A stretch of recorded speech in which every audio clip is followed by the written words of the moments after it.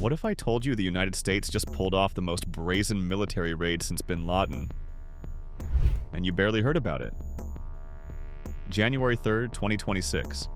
A fortress in Caracas, 150 aircraft, and a dictator who thought he was untouchable. For months, the CIA had been watching. Every meal Nicolás Maduro ate, every route his motorcade took, even what his dogs were fed. But here's the thing. Maduro knew he was a target. His compound wasn't just a residence. It was a fortress with Russian air defense systems, reinforced steel walls, and a panic room designed to withstand a bomb. So how do you capture someone who spent years building the perfect defense in a country thousands of miles away in the middle of the night without starting a war? The answer? You don't just plan a raid, you orchestrate an invasion. The Ghost Team, August 2025, 5 months before the raid. While the world watched Venezuela's political crisis unfold, something else was happening in the shadows. A CIA paramilitary team, ghosts essentially, slipped into Caracas. Their mission wasn't to capture Maduro, not yet. It was something more intimate, more invasive. They called it pattern of life surveillance, and they got extraordinary insight. What time does Maduro wake up? 7:42 a.m. consistently. What does he eat for breakfast? Arepas with specific cheese. Which route does his motorcade take on Tuesdays versus Thursdays? But here's where it gets weird. Someone on the inside was talking. A high-level source within Maduro's inner circle began feeding real-time updates to the Americans.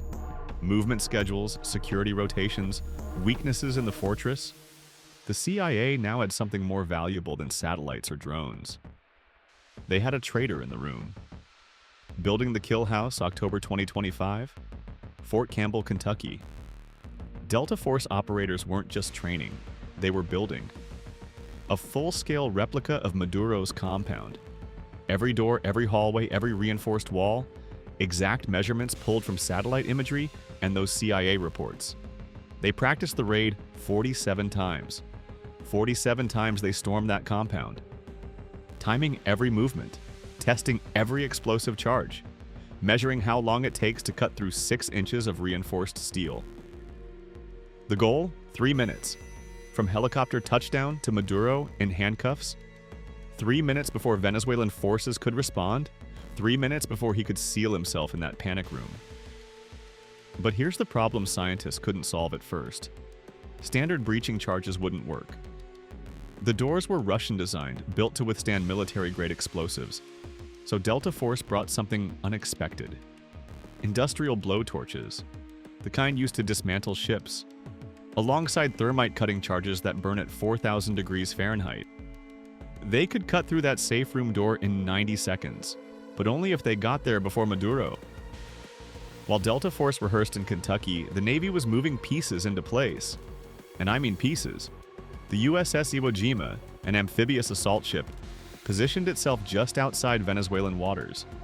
Not suspicious at all, right? Except here's what nobody was paying attention to.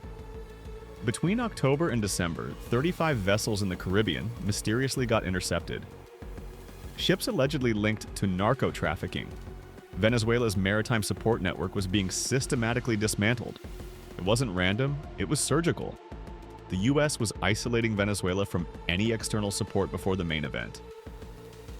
October 2025, Joint Task Force Southern Spear was established. Sounds bureaucratic. But this wasn't a task force, this was a war machine coordinating 20 different military bases, 5 aircraft carriers, and over 150 aircraft for a single mission. Think about that scale, 150 aircraft for one man. January 3rd, 2026, midnight. Caracas was about to go dark, literally. At 12:47 a.m. local time, Caracas lost power. Not a substation failure, not a maintenance issue. A coordinated cyber attack surgically took down the city's electrical grid. President Trump later called it a certain expertise the US possesses. Translation, we can turn off your lights whenever we want. But here's where it gets shocking.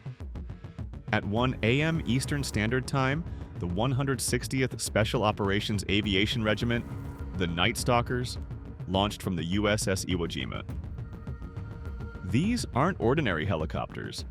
These are stealth-modified birds flown by pilots who can navigate through mountains in zero visibility. And right now, they're skimming the Caribbean at 100 feet, low enough to stay under radar. Why so low? Venezuelan air defenses were Russian-made S-300 systems, lethal, but they can't track targets that close to the surface. Except Venezuela wasn't blind. They had radar, they had surface-to-air missiles, they had a military on alert. So simultaneously, at exactly 1:14 a.m., F-35 stealth fighters penetrated Venezuelan airspace. Their mission? Sad. Suppression of enemy air defenses. Within 7 minutes, Venezuela's air defense network went from operational to blind. Radar stations destroyed, command centers hit, communications jammed. EA-18G growlers flooded the electromagnetic spectrum with jamming signals. If Venezuela tried to radio for help, all they got was static. And B-1 Lancer bombers? They were circling at 40,000 feet, not to strike, to send a message. If you scramble jets, they won't make it off the runway. 2:01 a.m. Venezuelan time. The Night Stalkers reached Maduro's compound. Total flight time from launch, 61 minutes, and Caracas was still pitch black. Here's what Maduro heard: rotor blades. Lots of them.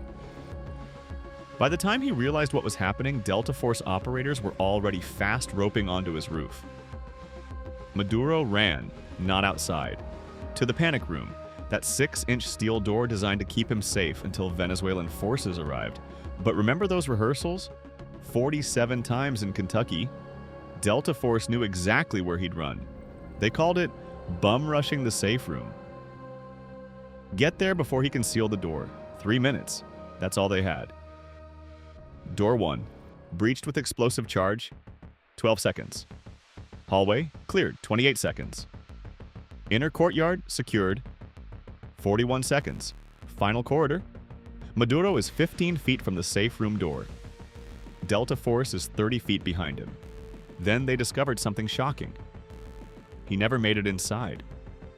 2 minutes, 53 seconds. Delta Force beat him to the threshold.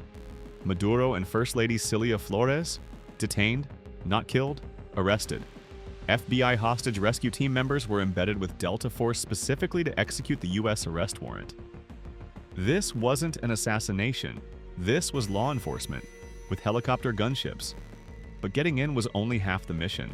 Now they had to get out, with a captured head of state, through a hostile city, where Venezuelan military forces were finally responding. As the Night Stalkers lifted off, Venezuelan forces opened fire. Small arms, heavy machine guns. One helicopter took multiple hits. The pilot reported, "Aircraft hit but flyable." That's military speak for "we're leaking hydraulic fluid, but we're not dying here." Several U.S. troops were wounded during extraction. Non-life-threatening, but this wasn't a clean escape. This was a fighting retreat. The Night Stalkers flew the same route back. Low, fast, under radar coverage. Venezuelan Air Force never got a single jet airborne. By the time they realized what happened, Maduro was already over international waters. 2:47 a.m., USS Iwo Jima. Maduro and Flores transferred to Navy custody. From compound breach to U.S. Navy deck, 46 minutes. But the journey wasn't over. Guantanamo Bay, a brief stop. Then a C-130 transport to New York City.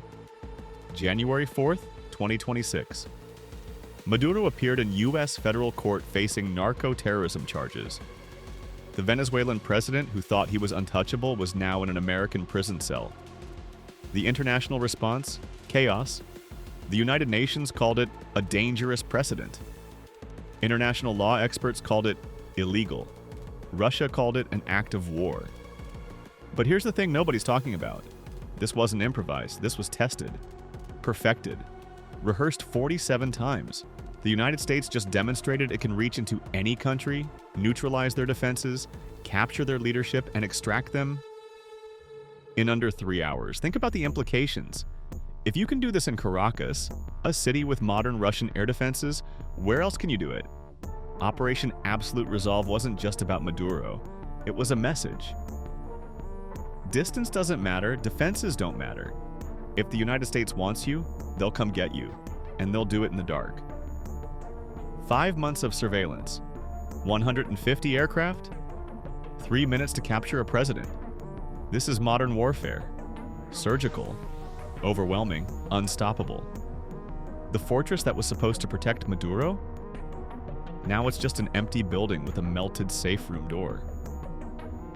Welcome to the new era of power projection. If this story shocked you, hit that subscribe button, because what comes next will redefine what you thought was possible.